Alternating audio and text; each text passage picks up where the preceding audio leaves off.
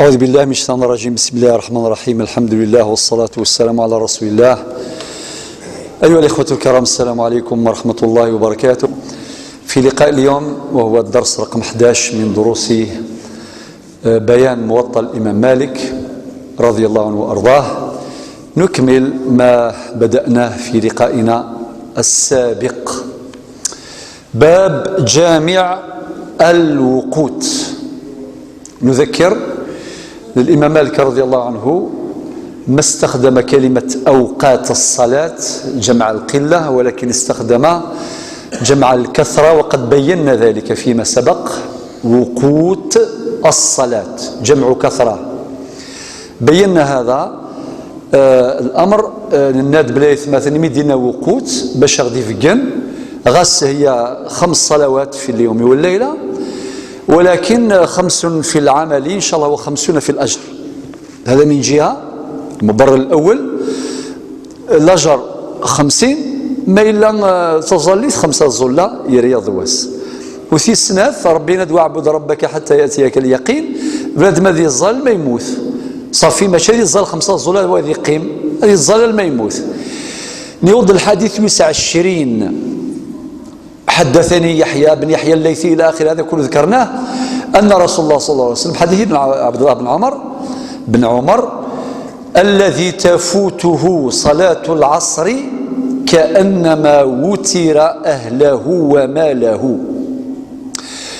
وين أرثاث تظليث من العصر فكأنما أصيب في أهله وماله. هي مصيبة كبيرة، يعني يخسر الخسارة ثم قرانت ميلا صروحاس ظلت العصر.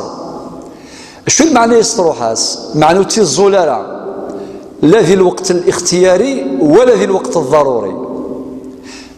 تزرام شرح هذا شحال بردان: لا يجوز تأخير الصلاة إلى الوقت الضروري إلا في 10 أسباب شرحناها، 10 أسباب، ما عدا ذلك فلا يجوز. صح؟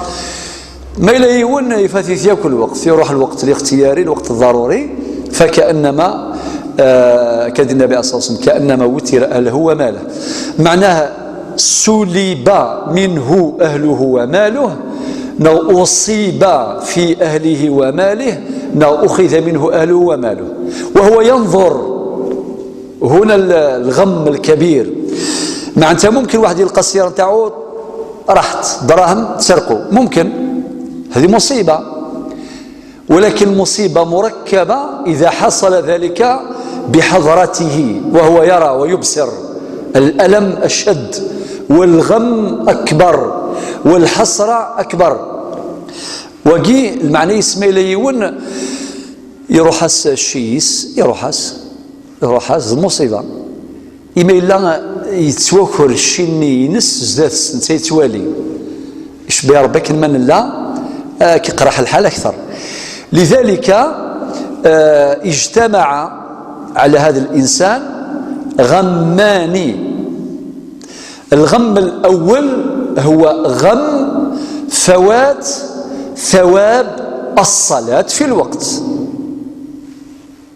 يعني أكن ما نحصى وين يظلم ذي الوقت يوي لاجر إميك زور ذي الوقت ثورة ما يكتبر بقى نزول المغرب نيوي لاجر إمين الزول ذي الوقت، ونيوي لاجر إمين الزول جماعة.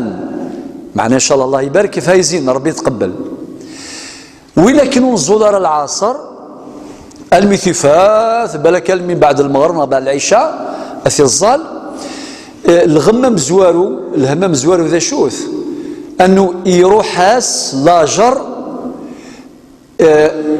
الثواب نتظلي ذي الوقت وضياع الأجر في الحقيقة هم. لذلك الإمام الشافعي قال: والصبر في النائبات صعب ولكن فوات الثواب أصعب. والصبر في النائبات صعب ولكن فوات الثواب أصعب. الزاي نغي الصعوب يوعر في مذان باش هذه صبر المصيبة ثوار، صبر المصيبة ثوار يقوارنا أكثر ما إلا فنادم يروح لاجر ور يصبر راه لاجر يروح، المصيبة تضرى ولاجر يروح.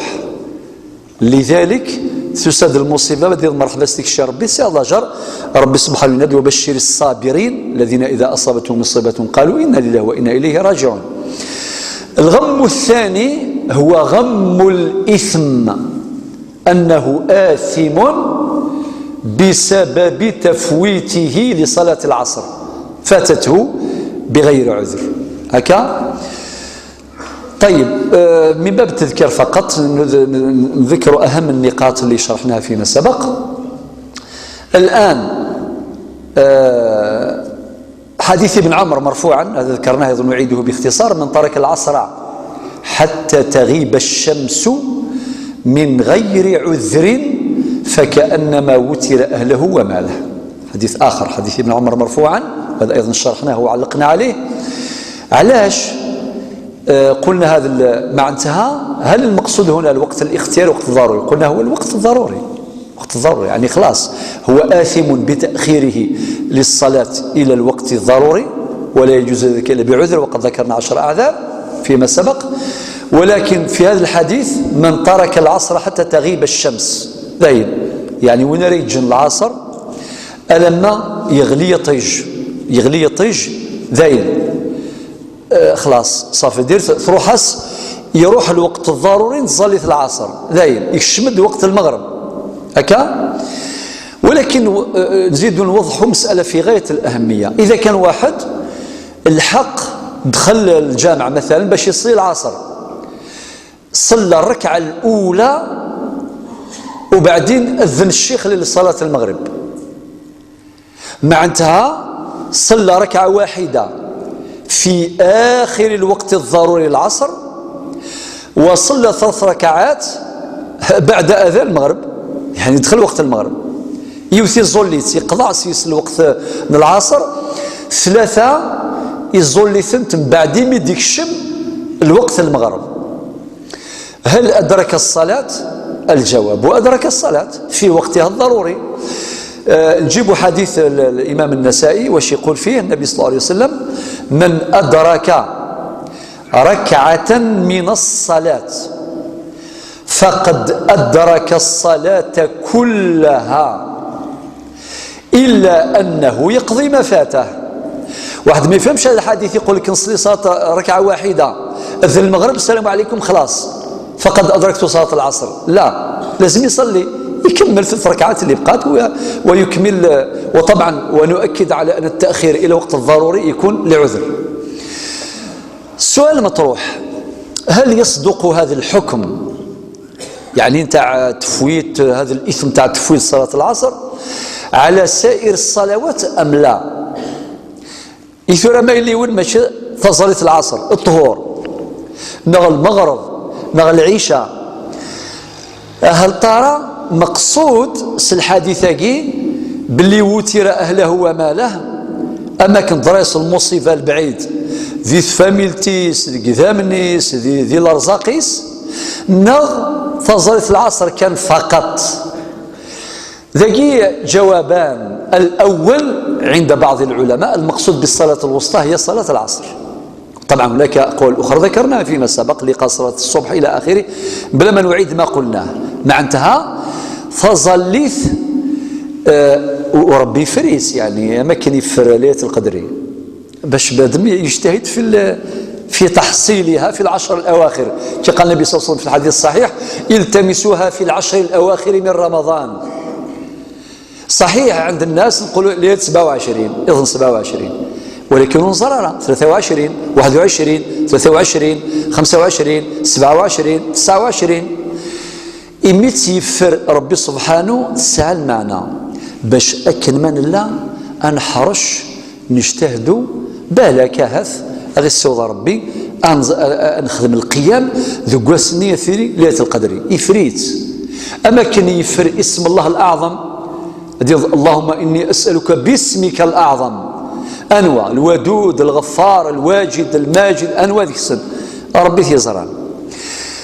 لذلك تجد السرام زوارو السروي السين ينفذ ابن عبد البر المالكي صاحب التمهيد وصاحب الاستذكار. لذلك جماعة الخير الفقيه فقيه واش قال لك يحتمل هذا الحديث أو يحتمل هذا الحديث أنه خرج جوابا لسائل عن تفويته العصر، وأنه لو سئل أي النبي صلى الله عليه وسلم عن غيرها لا أجاب بمثل ذلك، فيكون حكم سائر الصلوات كذلك. يفسد مخرج. هناك النبي صلى الله عليه وسلم يجيب حسب السؤال هكذا. وهناك واحد الابواب يعني في نتاع الاحاديث وين تشوف النبي صلى الله عليه وسلم يجاوب على قدر السؤال، وكاين وين يجاوب اكثر من السؤال، كل شيء لمقاصد. وكاين كباركا حاله بحاله هاد يسي ونسيني نصحي يا رسول الله سيدك شيني لا تغضب. يزرى لو بوان فابل لما كاد يسا قروذ يسعى للنوت خسرت لي مات السين ولا قصرت لي مات باسكو زينيك سعى لا نوت ديريت يعني يا سيدي ساك لا دوز الى قن فتوى الى قن وإذا سيني امسك عليك لسانك سينيك شيني ديال سيكك وتساواغي تدي تساوي المشاكل. وإذا سيني إني طاعة الوالدين كل يوم أشاسيفك ذاكي ابن عبد البر إنك النبي صلى الله عليه وسلم يجاوب وين يستقسان أفضلية العصر ذغيف كاس الجواب باقي الحديث يدير الإمام مالك في الحديث رقم 20 هكا. إنك ابن عبد البر لو سئل عن غيرها يعني لو كان تستقسيون أفضل الثياب لا أجاب بمثل ذلك. السيني كيف إيلاق أتظل دي الوقت وإلا قرأ أكثفت ظليتك سوى مساغ العذر. طبعا كلام ابن عبد البر له ما يبرره. ربي قال في سورة النساء الآية 103 إن الصلاة سندهن كانت على المؤمنين كتابا موقوتا. وموضوعنا الأساس باب وقوت الصلاة اللي شرحناه في أحاديث كثيرة.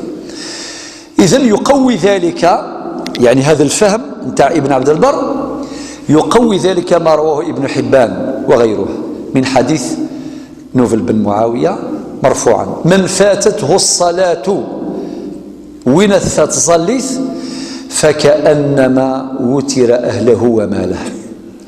هل هذا الحديث خص صلاة العصر؟ الجواب لا. جواب عام يعني وشامل لجميع الصلوات. وين أرثت ظليث فكأنما وتر أهله وماله. ظاهر الحديث يشمل جميع الصلوات المكتوبات. أنفهم سي الحديث كي باللي يكثم في الظلة يخمسة يعني ثنت الحديث كي بنادم معناه إلى قرأ تفت الصلاة مثلثي في سعد. لذلك ذكرنا مرة من المرات ونؤكد أنه لا يصح استنباط حكم شرعي أو إصدار فتوى إلا بعد تجميع جميع النصوص في القرآن والسنة بعد خرج الحكم، وإلا ما تقدرش. لو كان واحد يركز على حديث واحد ممكن يصدر فتوى خاطئة ناقصة غير شاملة. وريد زميريون هدي سفغ الفتوى سقيون الحديث وحدث إذا قد يجمع كل النصوص أما ذي القرآن أما ذي السنة بعد ذي السفغ يسنتاز ذي السفغ خلاصة نيرون ديون وسام أم طبيب هذا يخدم لوردونونس. الطبيب يجمع كل واش قرأ ويشوف كاع دياغنوستيك يشوف كامل الحالة نتاع البيلون نتاع المرض وكذا أبري يعطي لك لوردونونس. صافي لوردونونس خلاصة رأي الطبيب النهائي الخبير في موضوع هذا المرض يعني أو في مرض هذا المريض قال هذا هو العلاج الذي أراه صوابا. طيب سيدي، الحديث رقم 21 نبض ورس. حدثني عن مالك عن يحيى بن سعيد أن عمر بن الخطاب رضي الله عنه انصرف من صلاة العصر، ما زالت تكمل صلاة العصر، فلقي رجلا. تصوروا عمر بن الخطاب خرج من الجامع من بعد يفاد يوم برقاز، لم يشهد العصر ورزولا الحقارة الظالة هذه الظال صلاة الجماعة. فقال عمر ما حبسك عن صلاة العصر؟ طبعا على كل حال نتمنوا كاع لو كان يحبسنا سيدنا عمر برا يدير لنا تيست لونكيت راك رايح يناس عمر الخطاب باش كيحبسن يمد قضي عذر صلاة العصر. فذكر له الرجل عذرا. هذا الحديث ما ذكرش هذا العذر. احنا الذي يهمنا أن عمر هو الذي سمع العذر، يعني عمر يكفي هذا يكفي. فقال عمر كلمة واحدة طففت ينبوان ذاقين حبس. تذكرون ذاقين حبس إناسي ونبوان وسيخدم أنا مقدمة طويلة، لا ديريكت طففت يمكن قرص قبيلة حدث بوال يا أخي مباشرة طففت. طبعا التطفيف نقص مقابل الوفاء، ولغة الزيادة على العدل أو النقصان منه. تطفيف كي قال ربي سبحانه في القرآن ويل للمطففين، ماشي كان ذي البطاطا الميزان تاجر يتسكر ذي الميزان سينها شفوثة ويل للمطففين. هو التطفيف هذا موجود في كل شيء.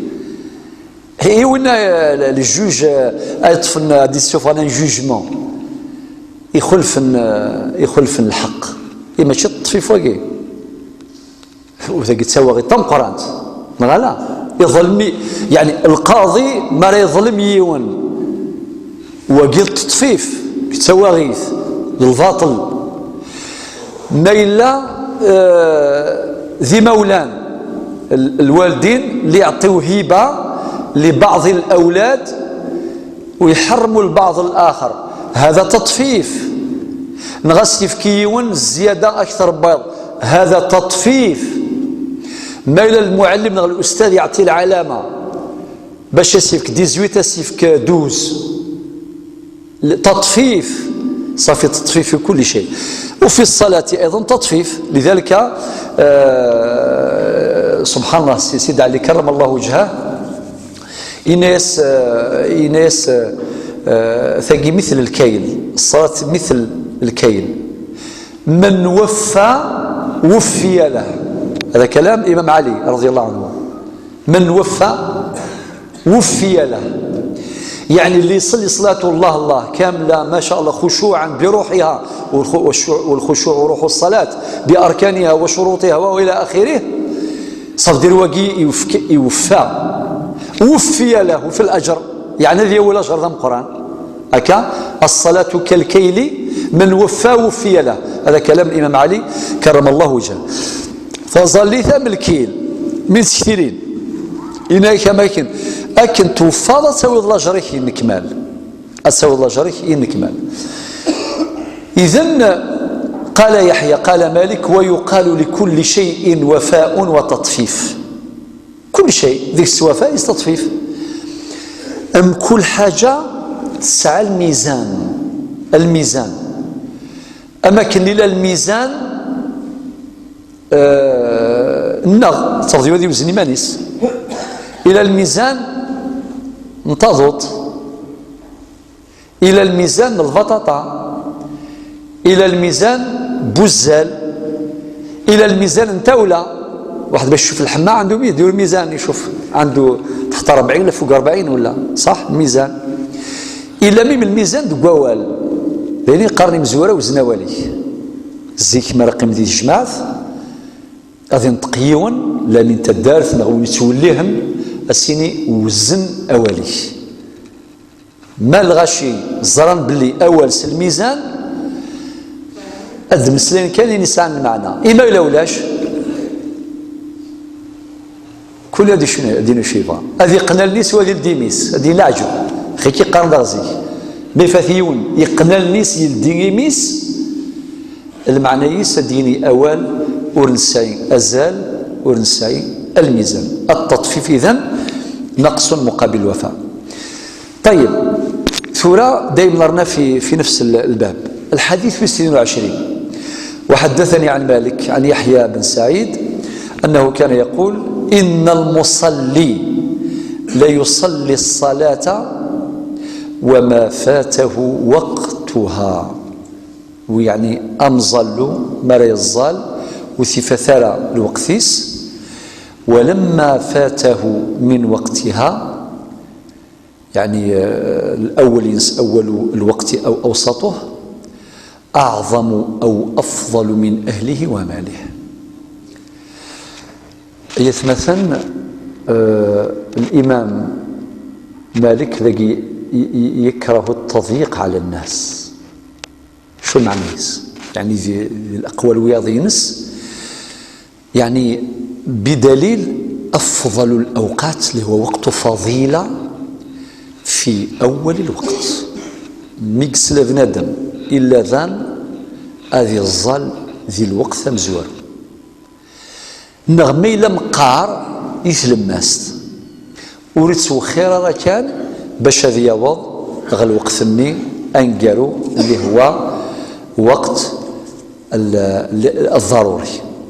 ناد وقت الضروري لقد الظل مدينة تضييق على الناس المعنى يسا بنادم سمحتي ولا قارا بنادم ديال الناس ديال الطيق ديال الناس ديال الطيق اسيني تنجر خاطئ ما إلا الإنسان أوقع صلاته في الوقت الاختياري وهو طويل الله يبارك فيصدق عليه أنه صلى صلاته في وقتها وينال أجرها كاملا في أي جزء من أجزاء الوقت الاختياري أوقع فيه صلاته فهو مأجور.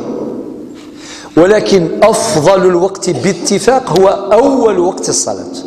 يعني أمثران كوني ثورة ظلت الظهر خير الظلام يفدنا كل حال لله وقت نظلم في 21 كون إذا كي غورنا ثورة مازال غاشي تمشوش في الأمر نورمال مذاين ثورة نغالنا ضبطي على حسب وقت جديد.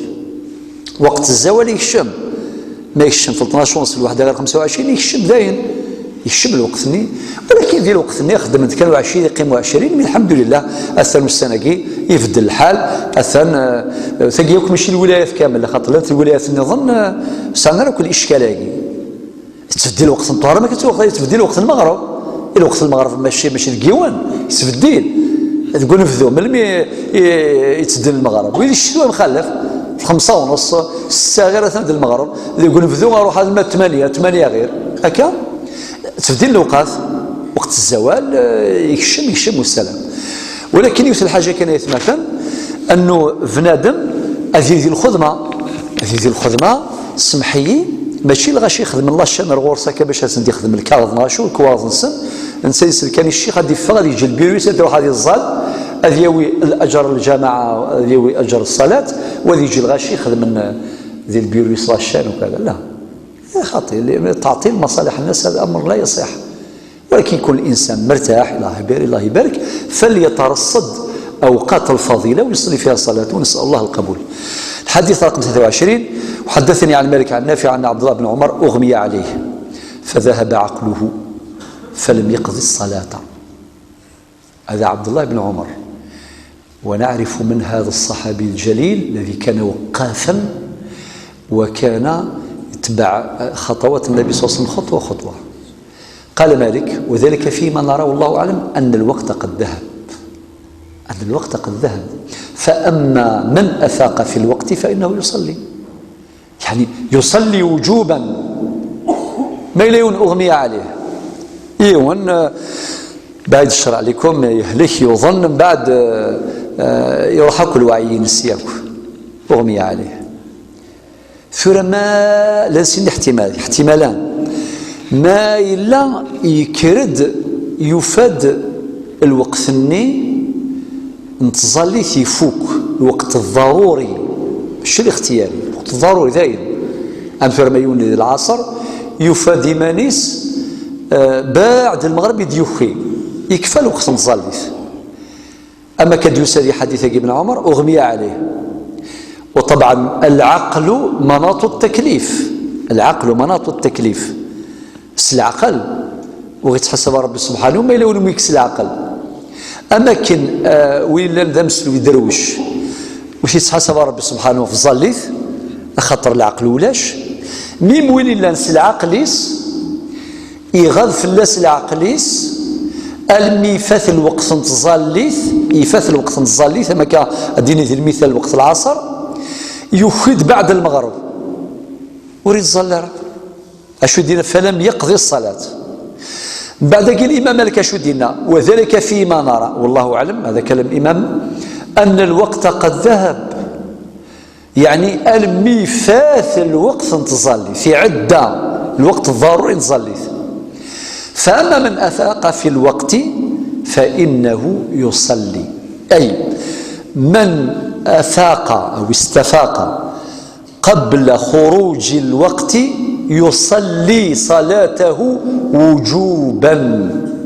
وقيل الحكم الفقهي ما يكرد يفاد مازال رفكار الوقت النين تظلي العصر مثلا ذينا هذه الظال أخطر الإغماء أني إفا فلاس يغرس دي العقليس، ومادام يغاد العقليس صافي يغرس التكليف هكا. سورة الناس الحديث رقم 24 ولكن تحت عنوان باب النوم عن الصلاة. ثمسلت قص زرم كويس مثلا يضص قرنك السلطان معنتها يون ميلا يطص وديوخيرا الله غالب رفع عنه القلم. إليه الحديث لأبي يعلى والإمام الطبراني أيضا قال رسول الله صلى الله عليه وسلم إنكم كنتم أمواتا. قرنك يضصك ذي الموث كيف إنك بس الموث يشو سينا يضص إنيس يضص ذيكما ذا شو الفرق جرانا يضص تسوغالمت الدنيث من كم يدوسير بقاو على خير يوسن تيثا يوم يضص وقارن زاد قبيل كان يساغي كما ذا مجاح يعني قارتك السفلاح إذ كان كا سيتاديري تسوغال دفافيس يطوس من بعد يكرد ينادي النبي صلى الله عليه وسلم إنكم كنتم أمواتا يعني وين يتصنى من يموثن فرد الله إليكم أرواحكم إمي دخيم يري وندربي الأرواح نون في حديث النبي صلى الله عليه وسلم حديث الاستيقاظ من النوم الحمد لله الذي رد علي روحي وعافاني في جسدي وأذن لي بذكره. أنا حمد ربي يغدير لنا روحنا كل سيدي حمد ربي مدير روحي وعافني في جسدي يفكايخد العافية لهنا ذي الزمرتي كرض ما شاء الله ولا شوكي قرحا راك معافى. وفي حديث آخر اللهم إنا نسألك العفو والعافية وفي حديث آخر اللهم إنا نسألك العافية في الدنيا وفي الآخرة. وبعدين وأذن لي بذكره معنى شوف الأدب النبوي معنى نذكر الله بإذن الله. لو كان ماشي سألنا ربي سبحانه سنكون من الغافلين. وكم من إنسان غافل وقد قال ربنا في سورة الأعراف الآية 205 ولا تكن من الغافلين. ربي ولم يقل ولا تكن من الناسين لأن النسيان من خصائص البشر ولكن نهاني عن الغفلة. والإمام ابن تيمية رحمه الله يقول النسيان يعني سرعان ما يتذكر صاحبه ولكن صاحب الغفلة ممكن طول العمر غافل 80 سنة وهو غافل لا يصلي لا لا لا إلى آخره ما يقولش أنا نسيته لا لم ينسى ولكنه كان غافلا ولا تكن من الغافلين. غادي يساكو ربي سي الغفل لنا كي قاري دعوة الخير كمغار غادي يساكو ربي سي الغفل لنا غادي يساكو ربي وقال يغفر لنا. ذا الحديث الحمد لله الذي أحيانا بعدما أماتنا وإليه النشور. حديث آخر حديث سبحان الله عجيبة جدا للمصطفى صلى الله عليه وسلم الحديث إنكم كنتم أمواتا فرد الله إليكم أرواحكم يريون ربي الأرواح نوان فمن نام عن الصلاة وين يطص ظاليث يعني يطص ثبت يطيس المية عدا وقت نصليث فليصليها إذا استيقظ يعني من المي يذكر أتزال وقت هذه الصلاة هو وقت الاستيقاظ وكمل الحديث ومن نسي صلاة فليصليها إذا ذكرها. هذا الحديث في الصحيحين عن أنس. مع انتهى ويلتسون تظليث ينس أتزال فتفيد الفورية مع يعني التعقيب أو الترتيب فورية فليصليها إذا ذكرها. معنى وقت الصلاة هو وقت ذكرها. متفاهمين؟ السؤال هل يدخل تحت هذا الحديث الذي تعمد ترك الصلاة أم لا؟ خموا فيه. الحديث يقول ومن نسي صلاة نسي استقباليت يتسو استقباليت بالقبالية يتسو نسي. ولكن هل يدخل تحت هذا الحديث كلمة نسي يدخل فيها الذي تعمد ترك الصلاة؟ فكروا فيه بعد شوية نرجع له. طيب سبقت بهذا الحديث كتمهيد. الآن خلينا نروح إلى الحديث رقم 24.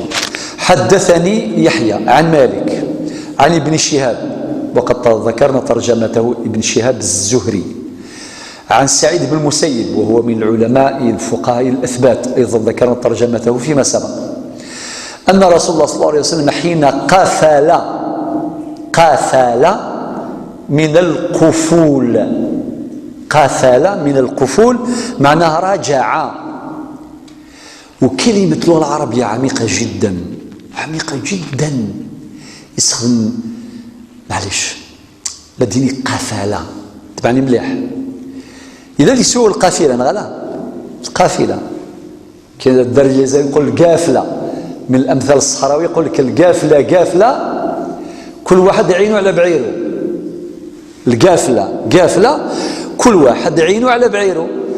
بس الحكم القافلة من بعد ذي القافلة يلغمان الحون ياكو من كل يوم يعس الغميس كما ماشي عسى الغميس ولا كريم يسعى الغم يتشور الله يبارك تعفقا يتوالي كان ما لا مال مع شوس ديغلين المثوض الكريم يروح سلغم نينس هكا الشيخ حسن لا الغم. ولكن نسي يستخدم قافلة ذيك تلاقي معنى الفعل على بالك إلا ذيك السلفال يلهام وهذه أيضا من عمق اللغة العربية. معليش نقول لكم حاجة وإن كان خارج الموضوع لكن عندها معنى على قبل الموضوع من الناحية اللغوية. سمحوا لي راكم تشوفوا زوج واحد مجروح ضربوا كاش واحد بالحجرة ولا مجروح ولا ضرب روحه مجروح الدم يسيل والآخر الشهيد الدم نتاعو يسيل صافي عندنا زوج واحد مجروح الدم تاعو يسيل والشهيد قدامنا الدم تاعو يسيل أو مجاهد في سبيل الله الدم تاعو يسيل. ما هو اللفظ اللغوي الدقيق الذي نستخدمه هنا وهناك؟ ذا شو ذوال أستخدمه ذقوين يتوجرح كان يجرح كاش واحد نغيغلي نغاشو في ثوغور نغاك ذوين الشهيد بوين كثيد أما كان في وقت الثورة الجزائرية المباركة الدوين يون نغانت الشهيد يلا الشبه ولا استفكر الزمان تستخدم كلمة مضرج الزمان تستخدم كلمة مخضب أنوي قلاقن ذا لا ترمينولوجي المصطلح ما إلا ذي الشهيد وسقر مضرج توخلط كذا من نساكا مخضب خطر من الخضاب باقي شو ذي الحني معناه أماكن استقرض إذا من النين الشهيد شغل الحني، والحني استخدمت مدن ديال الفرح هكا. سبحان الله، ذاولاكي لقات تستخدمت ماشي ذوال واحد ثقي غير الشيوي. بالك هادو غير كنشنهر الموضوع كي ذي الدلالات الالفاظ اللغه العربيه. نكون ذاكي دنوغال حين قفل اي رجع من خيبر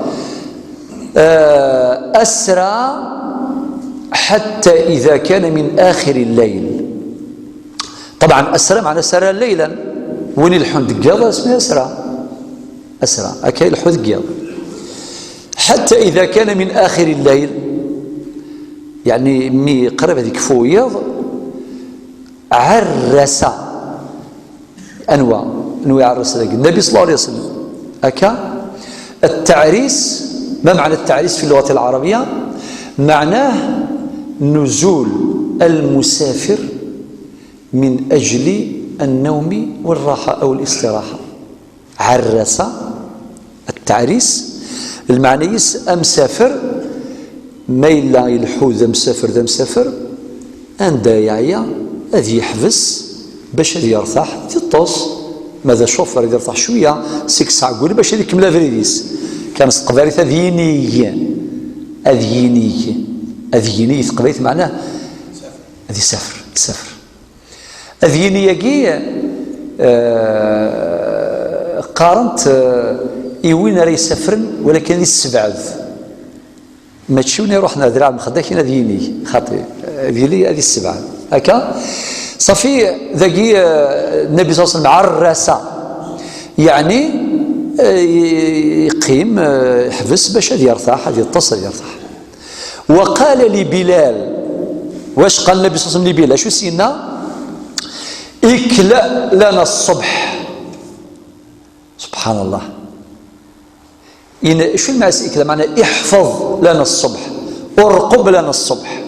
ممكن حنا كيما رانا هكذا نروحوا مسافرين وبعدين نقولوا يا الشيخ اكلأ لنا الصبح، حنا رانا عينا دبر راسك انت على الصبح، حنا نرقدوا وانت ترقد ولكن شغل تحت مسؤوليتك، نوضنا انت صح؟ بون الصحابه ما عندهمش البورطابل باش يرقليه ما كانش. إناياس احفظ لنا اكلأ لنا الصبح. وكي كلام النبي صلى الله عليه وسلم لبلال بن رباح مؤذن النبي صلى الله عليه وسلم، إناياس الشاغ يحفظ لنا الصبح معناه الشايلين عسى الصباح باش يصروا حاله ادنكر خسرتو الميله ذا مسافر عقو اجتمع السفر والسهر والتعب. هو قريب الصبح معناتها لازم واحد يكون يلتزم بأن يوقظ النبي صلى الله عليه وسلم مع الصحابة الكرام باش يصلوا صلاة الصبح في وقتها.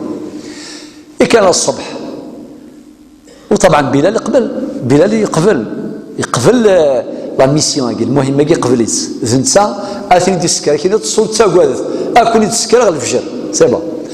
ونام رسول الله صلى الله عليه وسلم واصحابه وكلأ بلال ما قدر له. اين ميزمر خدمت ما يسر له صنياك ثم استند الى راحلته يسن ذاك فالراحله النينس وهو مقابل الفجر يعني كأنه مواجه للجهة التي يطلع منها الفجر باش معناها هذه اللي تطيش تهجى باش دوثن كان أنوار مزورة ديكوي ديسكر الرسول صلى الله عليه وسلم وكل الصحابة أذكر الظل.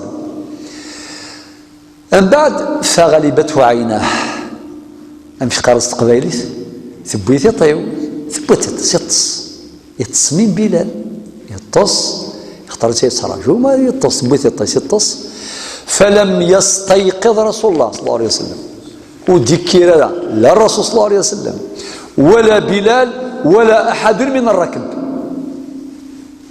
النوم سلطة. طبعا كل حاجة فيها حكمة. النبي صلى الله عليه وسلم ماشي علمنا احنا لو كان نرقدوا بعدين ما نوضوش كيفاش نديروها. عندنا احاديث عندنا كل شيء كاين ما عندناش ولا مشكل. كل شيء كاين في ميراث النبي محمد صلى الله عليه وسلم هكذا. حتى في ترقيع الصلاة انما اختي لأعلم كل حاجة كون كانس كل حاجة باش نتعلم. حسن إنك النبي صلى الله عليه وسلم يمكن يطص الصحابة بلال تصناكو. من بعد فلم يستيقظ رسول الله صلى الله عليه وسلم ولا بين ولا أحد من ركبه حتى ضربتهم الشمس. مي دوسنت أشعة الشمس ساكنتني دياك شرق ديطيش يشرق ديطيش.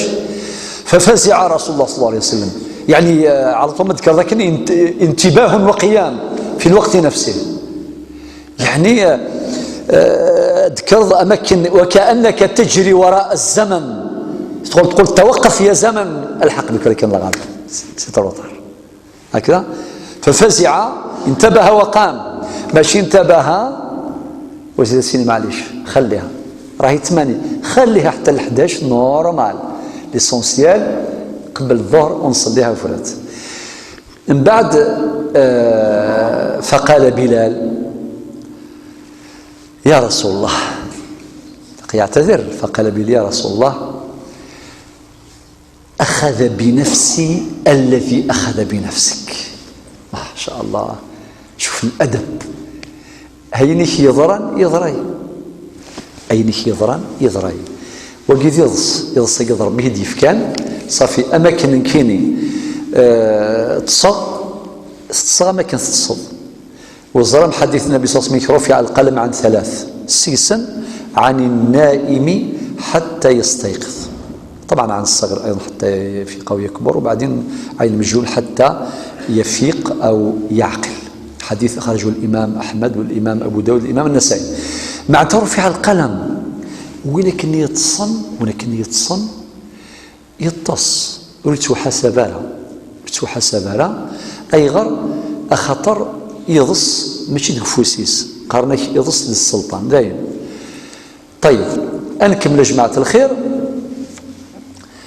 من بعد فقال بلال كذا وكذا، فقال رسول الله صلى الله عليه وسلم اقتادوا، فبعثوا رواحلهم واقتادوا شيئا، يعني حركناك شويه، حركوا رواحلهم الحنك شويه.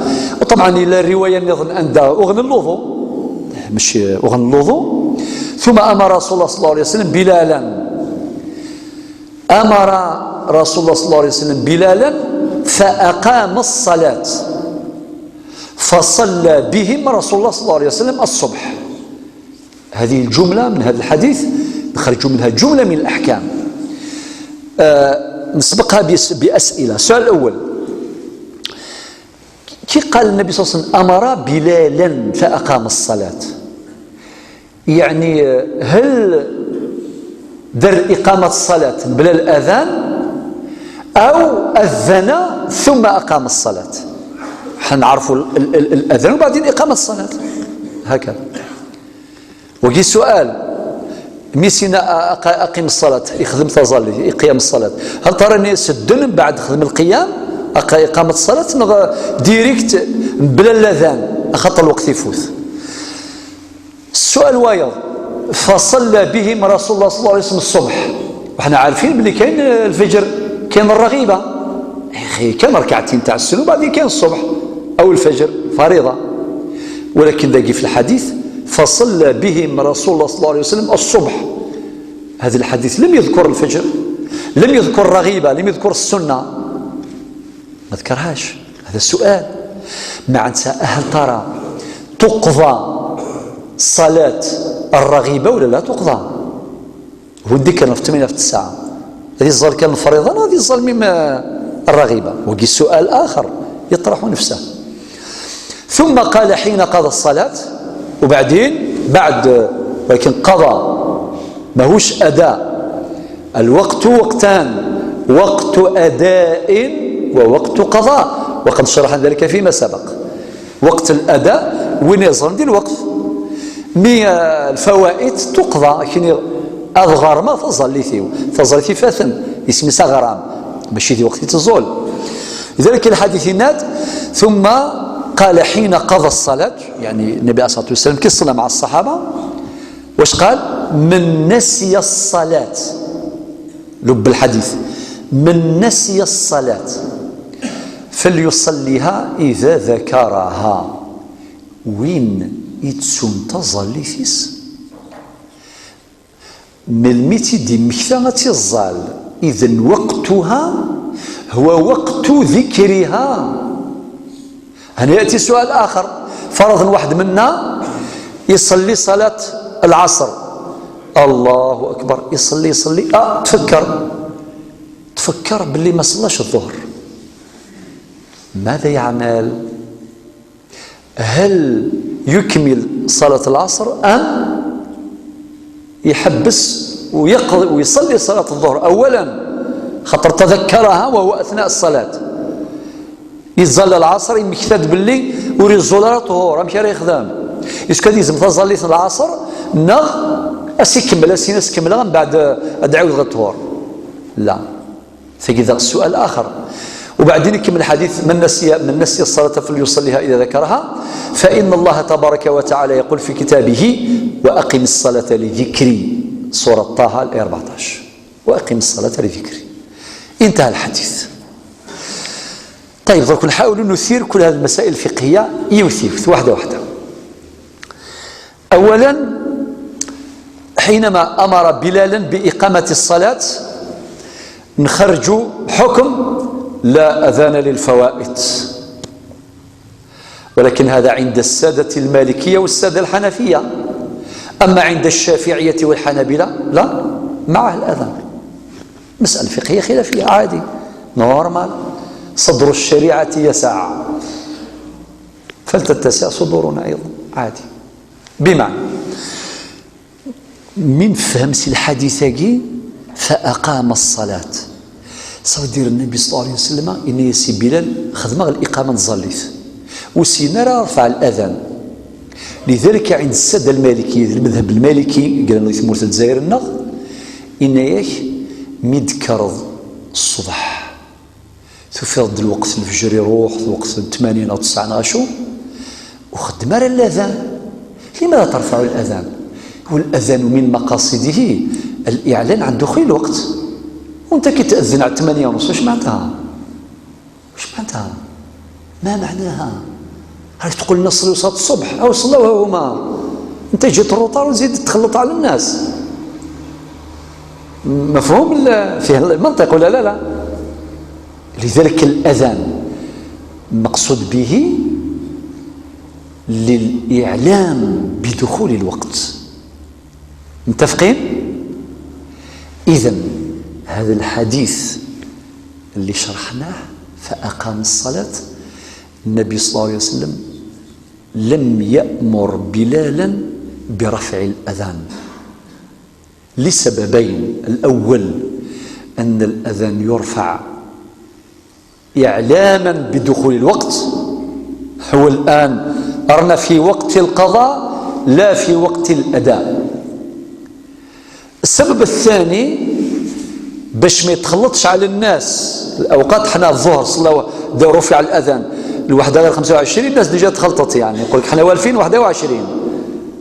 بورتون هذا مسبوق بمعلومات عند الأئمة كذا، قال يا ناس ترقبوا تغيير الأوقات وكذا باش ننسجم مع الوقت الصحيح. هذا ما كان بدخول يعني بالزوال والسلام. إذن هناك مقصد. المقصد الثالث لا أذان للفوائت. الأذان يرفع للصلاة الحاضرة ماشي للصلاة الفائتة. أصدع وضاست قبيليث النبي صلى الله عليه وسلم ميسينا بلال خدمة الإقامة الصلاة ذكرنا تصن كرن دال ميدي شرقيط يجي ذكرنا ثم زوروث أيغر ولاش الأذان خاطر الأذان يسوى خدم الدليل باللي شي وقت نصلي الصبح يعدى الوقت ماشي الوقت سورة في السنة لو كان الدنن السن الغاشي الوقت الأذان شو المعنى يس؟ شو المعنى يس الأذان قل الوقت هاكي ذا شو الضحى ما عندهاش الأذان صح.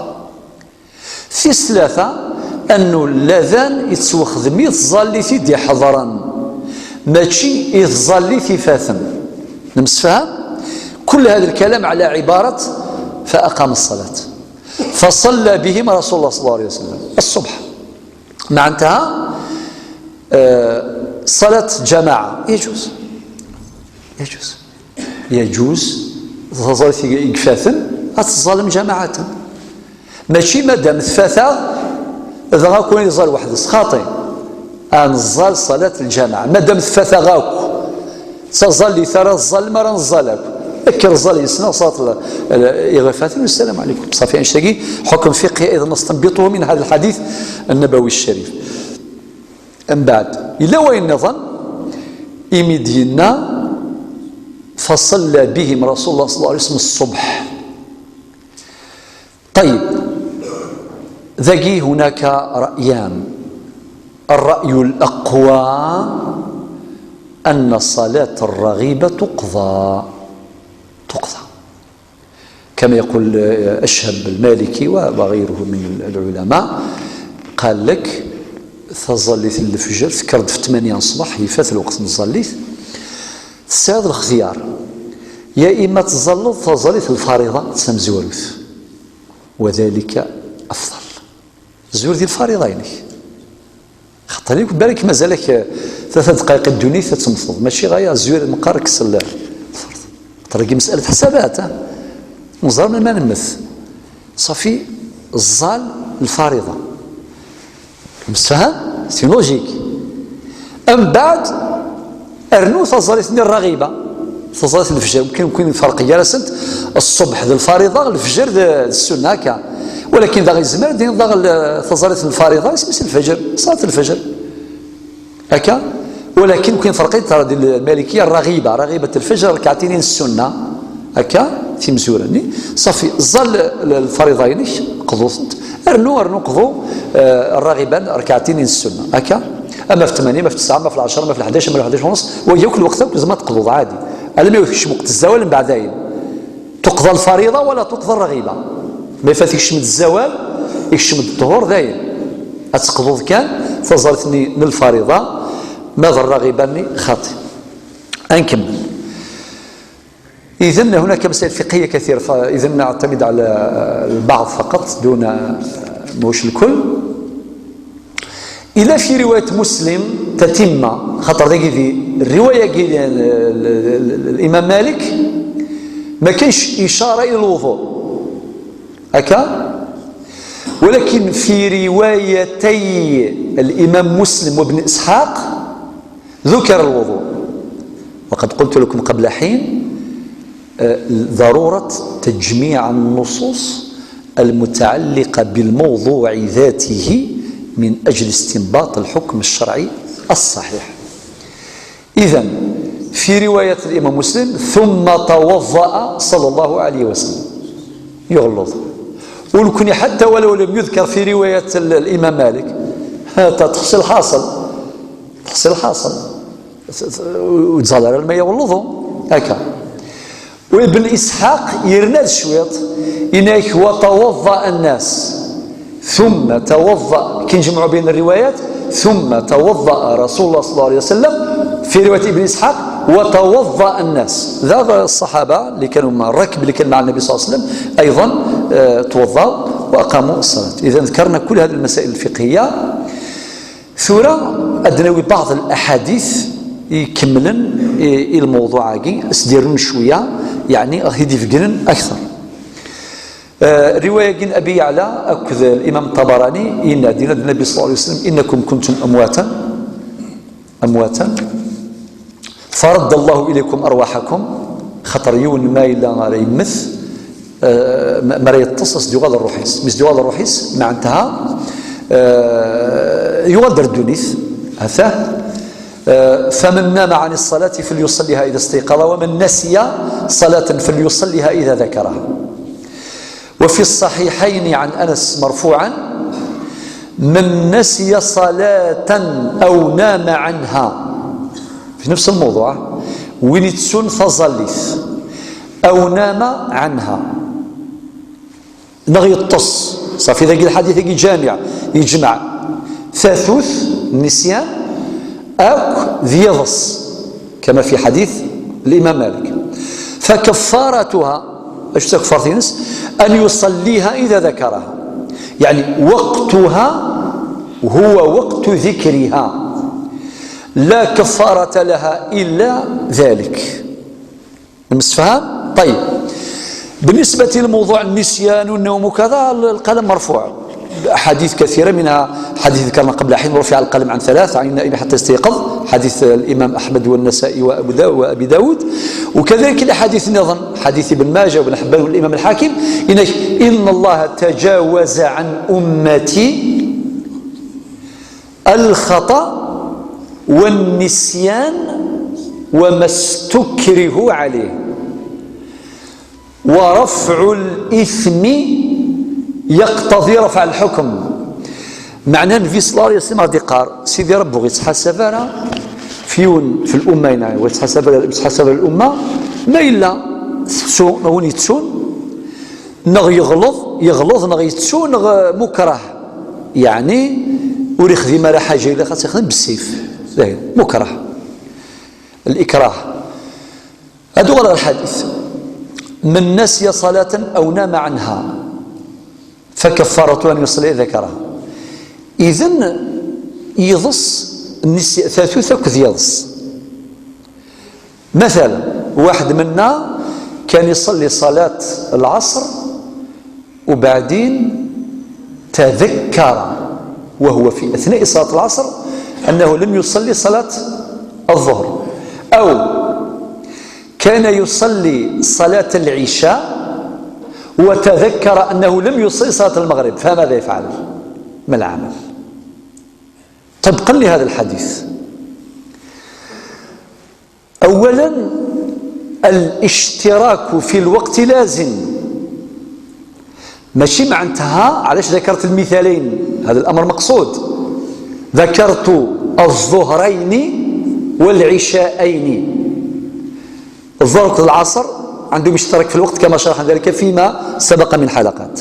طرق العصر سيستم مثلا كي دوكو انت المغرب والعشاء اسمي سنت العشاءان نغ الظهران طرق العصر صافي. الشرط الى قدر الشرط هاكي معنى اتسيلي ذي ظلي في العصر شيني ثم يكتضد الزوفارة طهور نغ اقلك ذي ظلي العشاء ثم يكتضد الزوفار المغرب ذا قاشات خضمض مادام نكوني الناد الحديث واضح.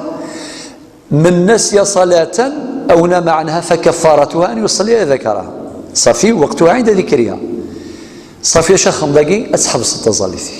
هذا هو الحكم الشرعي. أتسحب ستة ظليث العصر وتسعي وضض أتزلض فظليث طهور خاطر هذا هو وقتها، هذا هو وقتها. فلا تصلي صلاة أخرى في وقت الأخرى، صلاة في وقت غيرها، خاطر غير الحديث كي ديالنا وتحافظ على الترتيب. الظل فظلت الطهور من بعد عيوز الظل فظلت العصر. وكيف ذا مثيوغك الحال في الظل العشاء ثم اكتظت اللي ثمولاش مادام ساتوسي تصوض السلام الحديث يزم تظل ثني ديال الزلاط العشاء عيوذ خدم الإقامة الظل تظلت المغرب من بعد الظل تظلت العشاء وتحفظ أولا ثم زورث أستبقظ الحديث عن النبي صلى الله عليه وسلم في السناث أتحفظ في الترتيب خاطر المغرب وكل العشاء المغرب تمزورث قبل العشاء ماشي العشاء تمزورث من بعد المغرب. هناك سؤال آخر مهم ومحير.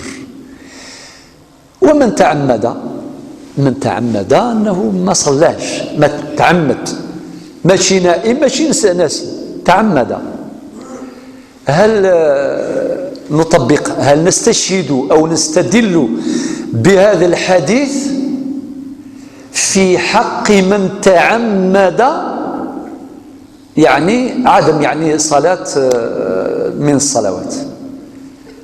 ممكن يعني الإخوة يجاوبوا لكن هكذا إجابة يعني تفضلوا اللي عنده أي فكرة يعني يعمد. هل ترصدني والحديث قاسيني وقيل الحديث نراسيني كشيني ثم شويتك وحدك نغامي تفضلوا ممكن استغل شوية الصوت نون تفضلوا يعني نعم ثم شاهوتيس واحد. طيب أثريك مثلا دي قار ثم شاهوتيس واحد أمشي يخدم يوقيس يعمد يسكت تزاوم تزالها أتصل أتظل شو يساعد ذنوب خلاص. إذا كان قلنا تأخير الصلاة إلى الوقت الضروري بغير عذر لا يجوز، وما أدرك أنه تعمد أنه ما يصليهاش حتى بعد فوات وقتها، الاختياري والضروري معا، صافي. إذن اللي يتعمد يصلي يقضيها قضاء لا أداء، ولكن مع ثبوت الإثم آثم. ولكن هذا الحديث هل يصح نستشهد به باش نقول للإنسان يتعمد أنت تصليها؟ قال النبي صلى الله عليه وسلم من نسي صلاة، هل يصح؟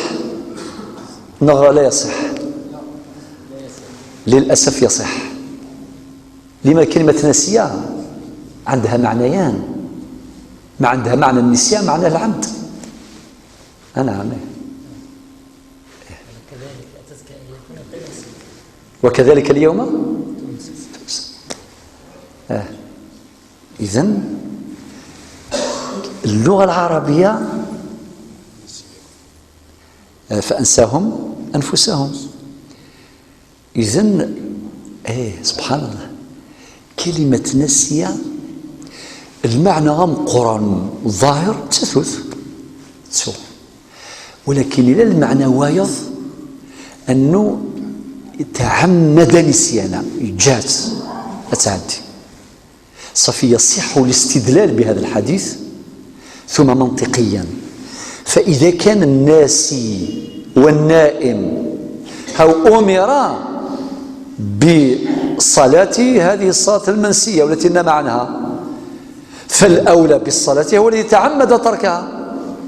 إذن في الجميع معني، أما ذوني تسون، أما ذوني تصن، أما ذوني عمدا، الناسي والنائم والمتعمد، والفرق بينهم القاسم المشترك لازم يؤدي الصلاة. لماذا؟ لأن ذمته مشغولة بتلك الصلاة، ذمينس مشغولة. الفرق بينه هذا قاسم مشترك، أما الفرق بينهم ما هو؟ أن الناسي والنائم ما عندوش إثم، ولكن المتعمد آثم، صح؟ وين يتسون أكد وين يتصن وليس على ذنوب، ما دون كني عمدا يسعى ذنوب. والله ولي التوفيق. جاء ثلويث. السلام عليكم ورحمة الله.